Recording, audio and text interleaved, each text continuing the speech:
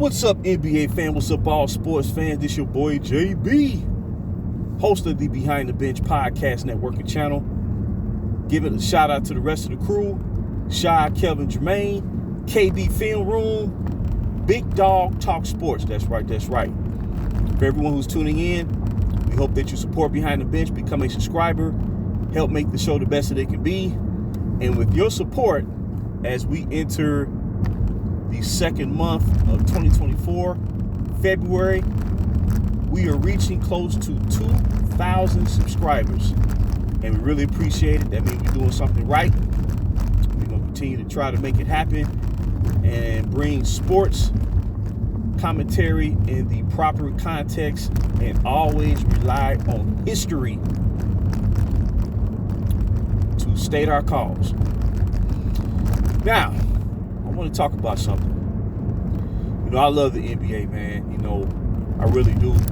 Been watching basketball. I've had the opportunity to watch basketball for a very, very long time.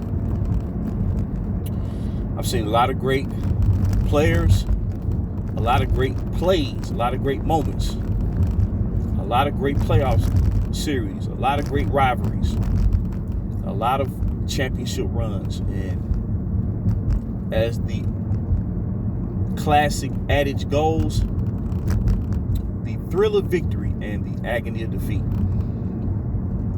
The highs and the lows, man. Supporting your favorite squad, the Los Angeles Lakers. But I want to talk about. I'm a stickler, man, and I really believe it's offensive, man, and it's downright unfortunate, and it's really sad, man. When you get right down to it, how an athlete who helped propel the NBA to global heights, right, to where his influence inspired millions and millions of international youth to pursue a career in basketball, man. And that's such a wonderful thing, man. And it wasn't just this individual solely, but he played a tremendous role. He elevated basketball to a level, man, it was like mythical. And maybe that's why a lot of younger fans today don't believe that he was good as he actually was. And I've never seen nothing like it, where this is 2024. Now, just 23 some years ago, Michael Jordan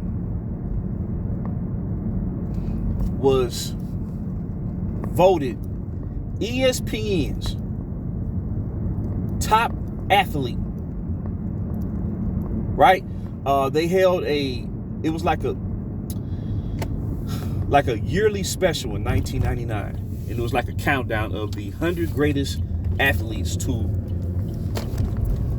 grace the stage, as they say, throughout the 20th century. And the top 3 athletes voted,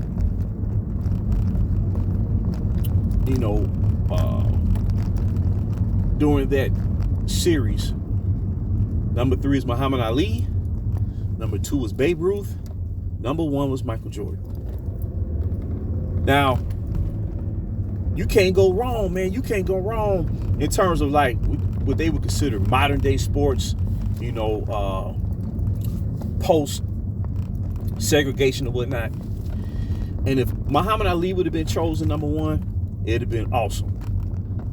Babe Ruth deserves his distinction. He helped baseball become what we know as the national pastime.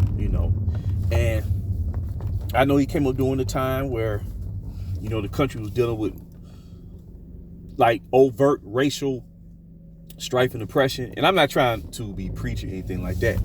I just enjoy giving backdrops. But when you are bestowed such a distinction, now think about this, the 20th century, right? We're talking about 100 years, right? 10 decades. And we witnessed, man, one great athlete after the next in all the sports, man. And Michael Jordan reigned supreme. 'em. And like I was in my early 20s then, right? And I like to keep up with things, man. So, you know how young cats would call older guy OG, right?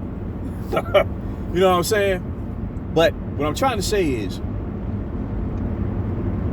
when Michael Jordan won his first championship in 1991,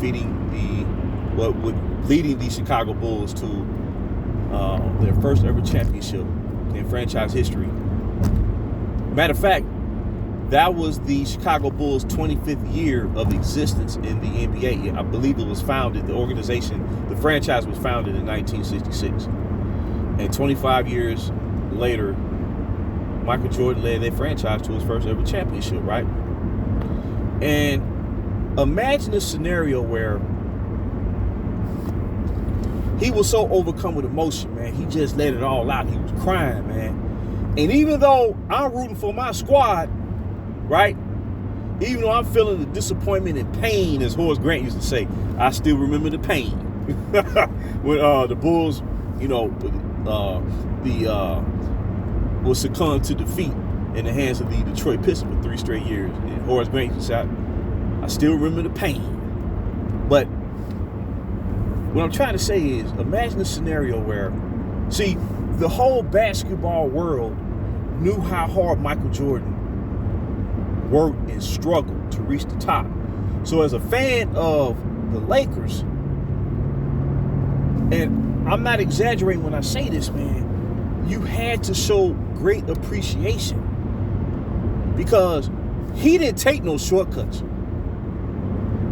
When the pundits today say, well, Jordan couldn't beat the 86 Celtics, well, as I like to say, well, for some reason, the Boston Celtics won the title that year, and it's because nobody else beat him. It wasn't just Michael Jordan who couldn't beat him, or his team. Nobody else could beat him. That includes Dominique Wilkins and the Atlanta Hawks. That includes Sidney Moncrief, Terry Cummings and the Milwaukee Bucks, and that includes the Twin Towers of the Houston Rockets, Akeem Olajuwon and Ralph Sampson. So when you saw him, man, reach the top of the mountain, man, like that meant something. That meant something.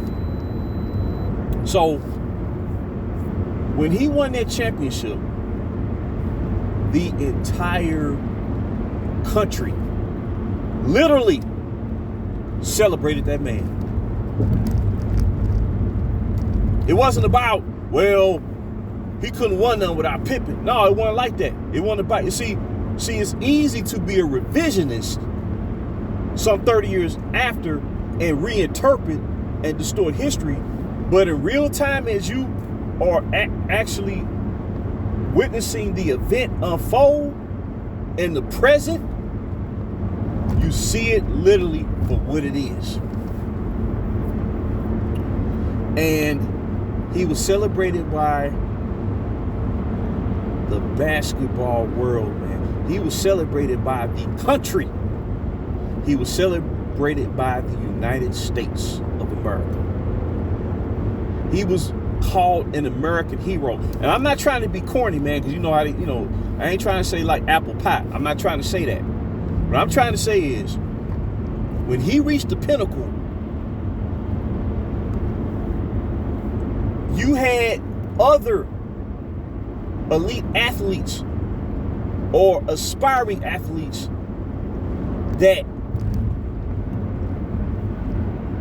how can I say this? Michael Jordan became the standard for all athletes to achieve success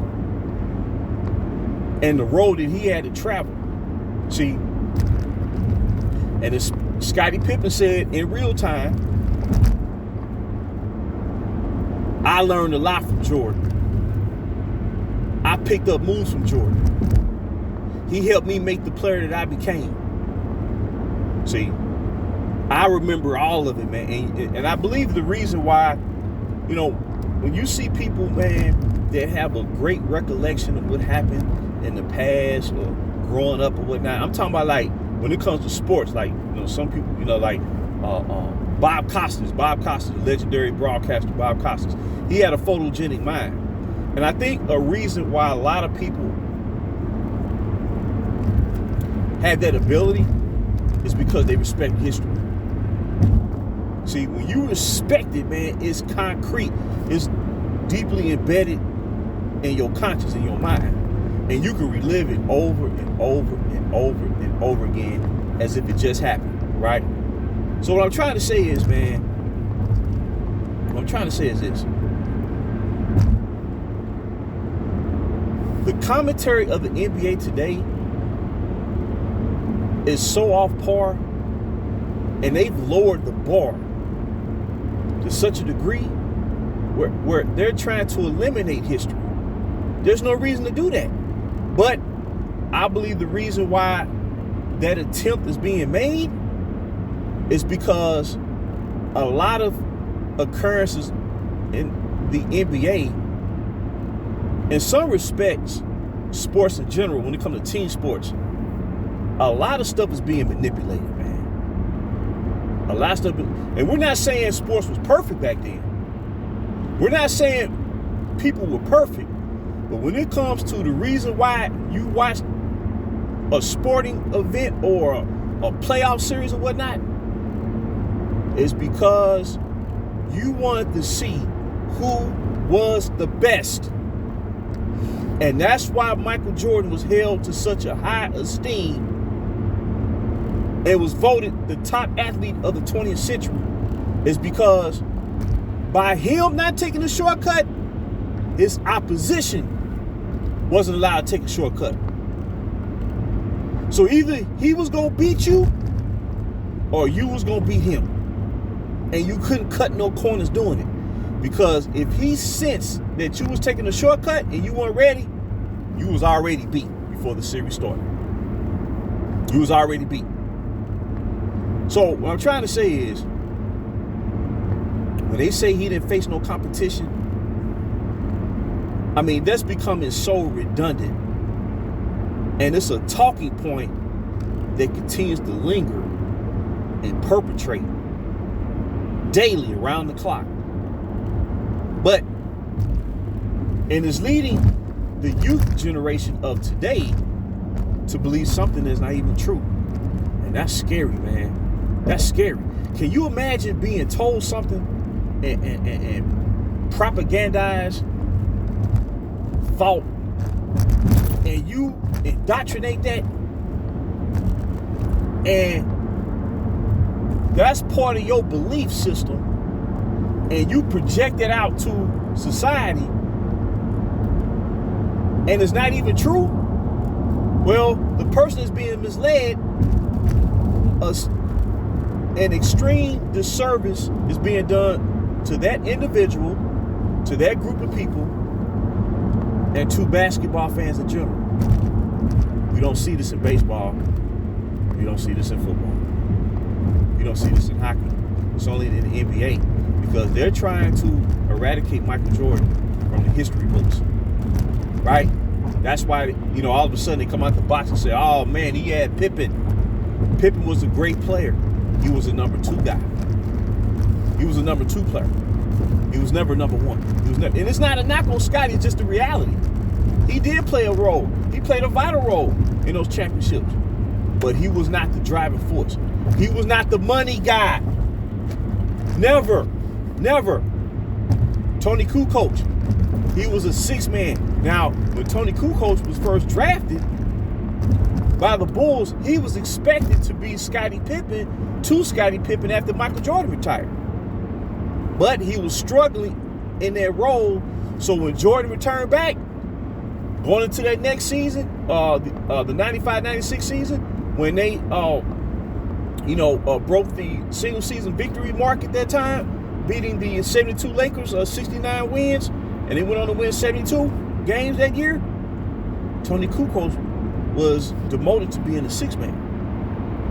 Okay, so what I'm trying to say is, man, it is what it is. And when they come out with this, it's an insult to people who really know, and it's frustrating. It's frustrating. but what behooves me is it seems like they have the inability to cover the NBA today without trying to compare it to what they think happened 30 years ago. See, when we came up watching basketball in the 80s, they weren't sitting there trashing the players of the 60s. They upheld the history. That's why the NBA became so great. And that's why the 80s generated what is historically known as the golden era of the NBA. And then that set the stage for Michael Jordan to achieve what he did in the 90s. So what I'm saying is when they say he didn't play in the competition, and a lot of fans will say, well, today's superstars are facing a greater degree of competition. But see, this is where the Jedi mind trick comes into play. Let's think about it. What is more difficult to do, or what is the greater degree of difficulty in winning and competing? As the sole superstar of your team, where you're expected to lead your team throughout the course of the 82 game regular season, right? And think about it. During Jordan's era, do you notice those superstars, the Jordans, the Karl Malones, particularly like your wing players, Scottie Pippens, John Stockton's point guards, Reggie Miller's, Clyde Drexler's. I can go on and on and on. I'm just talking about Jordan's era in terms of his decade of dominance. Like Mitch Richmonds and people like that. Do you notice those guys was averaging during their 80 games played a season? Because they knew they couldn't take any shortcuts. So the degree of difficulty was greater. The superstar was expected to lead. Dominique Wilkins was giving you about 77, 78 games a year, right? So what I'm trying to say is, man, therefore you can, when you watch them games, man, in your mind you thinking, okay, man, Jordan finna go up against Nick. It's finna be Nick versus Jordan. It's finna be Bird versus Bernard King. It's finna be Magic versus Isaiah. I mean, we can go on and on and on. But in all actuality, when you really understand the full capacity of what competition is, you know what a shortcut is. You know what a shortcut is. So what I'm saying is, in this era, see, it's not about the talent. It's about the mindset. It's about the mentality that is taking a hit. Now, it has improved because you got young stars that are establishing themselves with the team that originally drafted them, and those teams are incrementally either drafting talent in or making key moves to build around their primary player, right?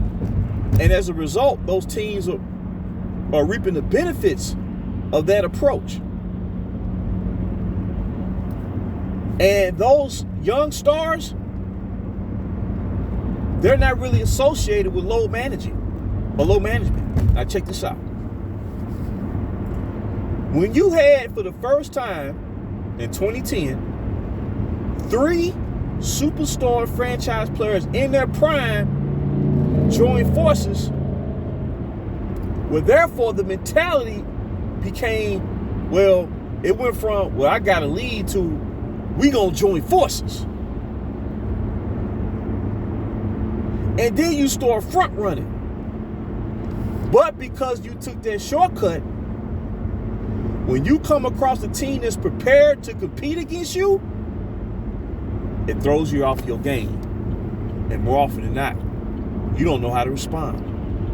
And the team doesn't know how to respond. And the team falters.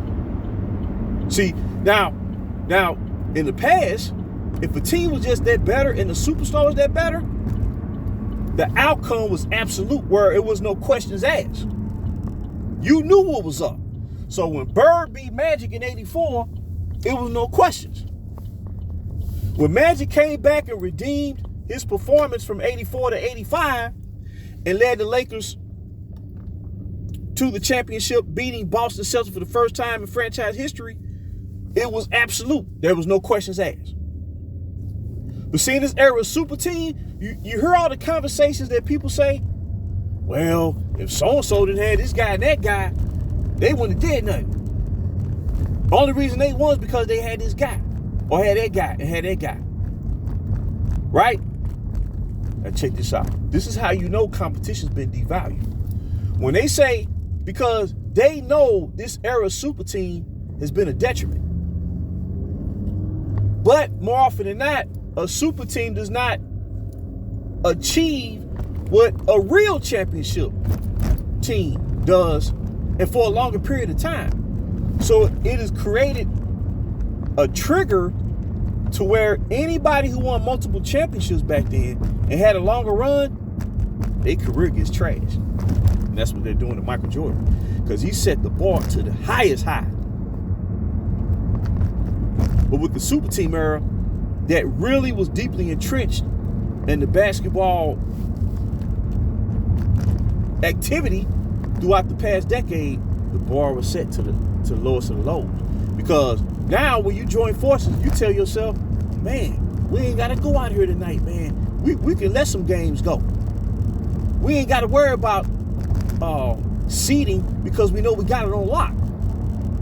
And as a result, you become lax on defense, because you know at the end of the day, it's really not going to matter, right? And if you look at all these so-called super teams and how they perform, how are they on defense?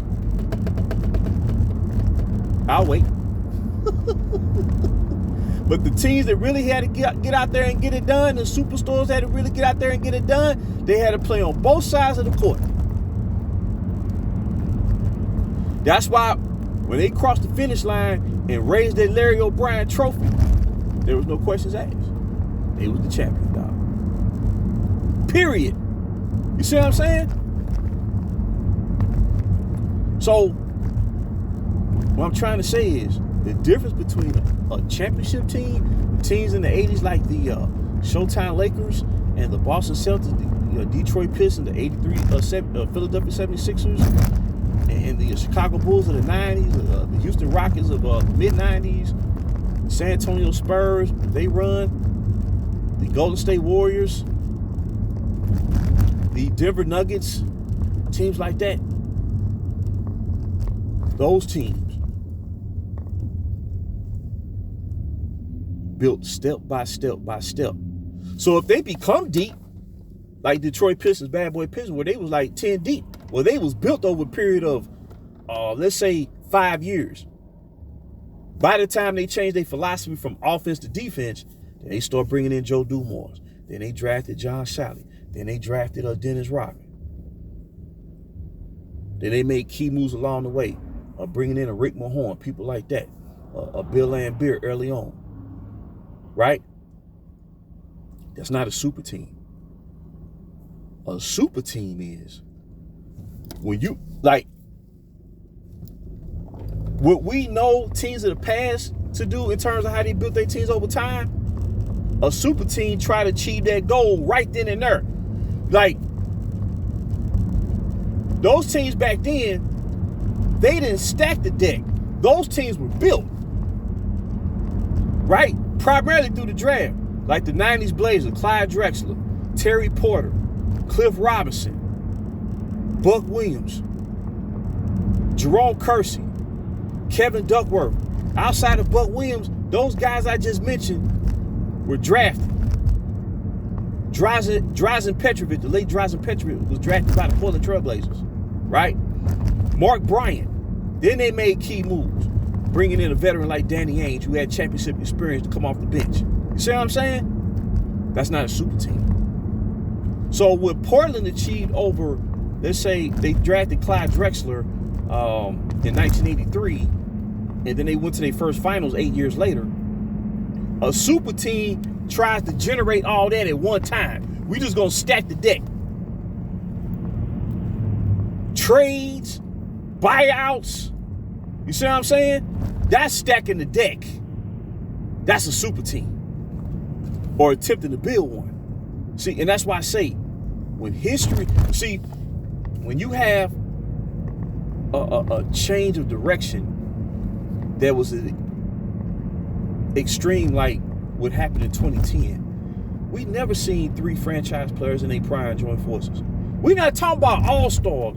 We're not even talking about like marquee player like a Vince Carter. We talking about franchise level superstars, 2 top 5 players in the top 10. You couldn't even say that about the Boston Celtics of the 60s. You couldn't say that about the 70s Knicks. You couldn't say that about the Showtime Lakers.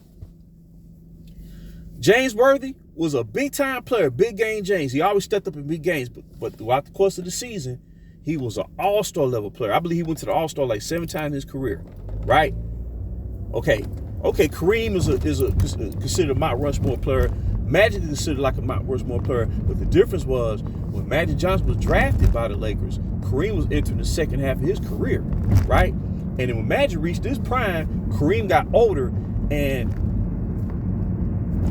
Magic became more of an impetus on offense as Kareem got older to compensate for, a loss in offensive production by Kareem, right? Byron Scott was never all-star, but he was a darn good player, man, and he played hard. He was a champion, but he was never an all-star, a superstar. You see what I'm saying? So you could become a Hall of Famer throughout your career and not be a superstar. But see, with this super team, everything has been shuffled up, and we don't know who's who. So therefore, when you look back at history, do you try to tear down Michael Jordan and say he didn't face anybody? But when you really look at it, he faced the cream of the crop. But the difference was he did it as the sole superstar. Right?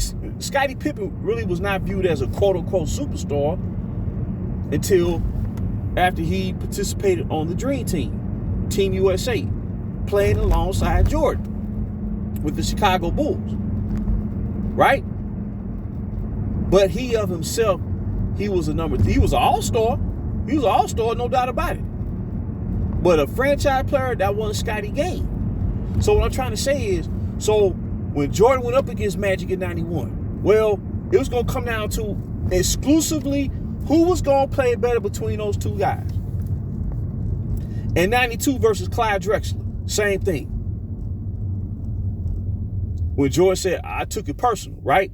They was neck and neck, 1 and 2 in MVP voting, the 2 top players in the NBA that year. And then the following year, at 93, Charles Barkley won the league MVP, and it came down to who was going to play better between Jordan and Barkley.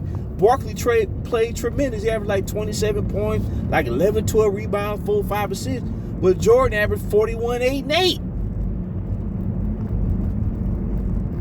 You see what I'm saying? So what I'm trying to say is, man, the degree, that's why more people was tuning in watching those finals. Because it was superstar versus superstar. Wasn't nobody taking no shortcuts then. See, when you joining forces, stacking the deck, what I'm saying stacking the deck is every year. That's taking shortcuts, dog. And I know it may be difficult for people to understand that. Because, if a fan start watching the NBA, starting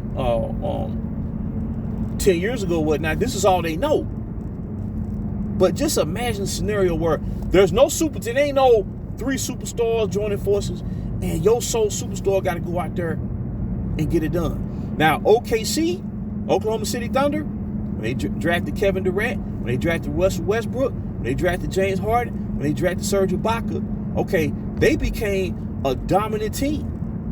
But they didn't join forces. We anticipated Kevin Durant becoming a superstar because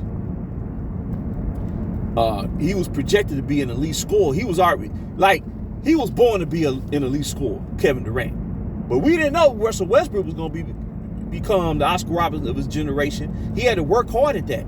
We didn't know James Harden was going to turn it when he turned it something to 2. You see what I'm saying? That's the difference. They didn't join forces. They had to learn how to win together, starting from the bottom, working their way up. You see what I'm saying? But see, the whole axis of the NBA has been totally turned upside down with the super team era, and it's caused animosity towards the Jordans of the world because deep down, fans know this man didn't take no shortcut. So they trying to come up with every vice to try to tear this man down. But in the end, it won't work. His path to greatness was absolute in nature. And because of the fact he didn't take no shortcuts, because of the fact that his level of competitive nature was second to none, is something we've never seen. That's what led him to achieve a championship record of 6 titles with no losses. It's not an accident, people. It's not an accident. No matter what these talking heads, what these pundits say, man. See, I respect the history of the game. And I always say, you do not have to be considered the greatest ever to be appreciated. But they're trying to push this notion, man, and it's caused a lot of friction. It's caused a lot of chaos. And it's not working, man. It's not working. That's why I say they should just leave that alone.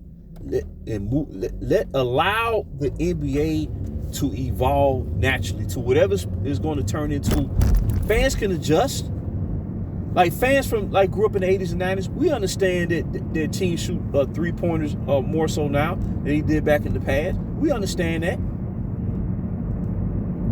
But if you exclusively rely on that and that shot not falling that night in a big time playoff game, you don't have no backup plan, well, you're going to lose.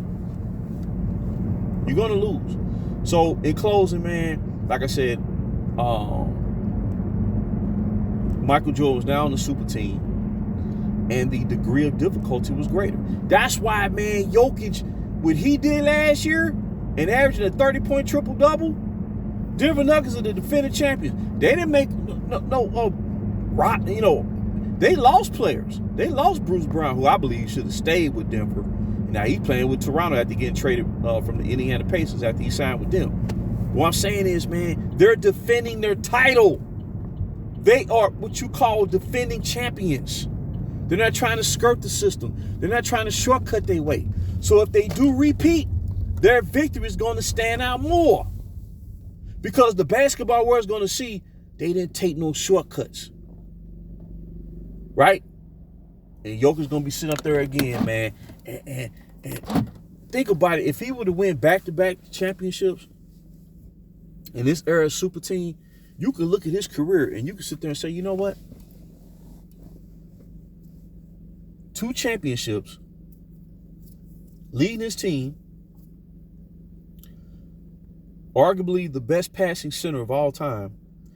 And you look at a career like Hakeem Olajuwon, who had a tremendous career in his own right. He's often considered a top 10 greatest player ever. Well, you look at Jokic, and you look at Hakeem, you can sit there and say, you know what? They tit for tat. You see what I'm saying? And see, if a player really earns it, an older fan don't mind recognizing that player as such and saying, okay, he got a chance to be this. He got a chance to surpass this player. Achievements. Not the era's better, but what he achieved when he played. And that's the key. That's the key. And that's why Jordan stands above them all, man. Look, when you understand what this man did, he was so far ahead that when you, realistically,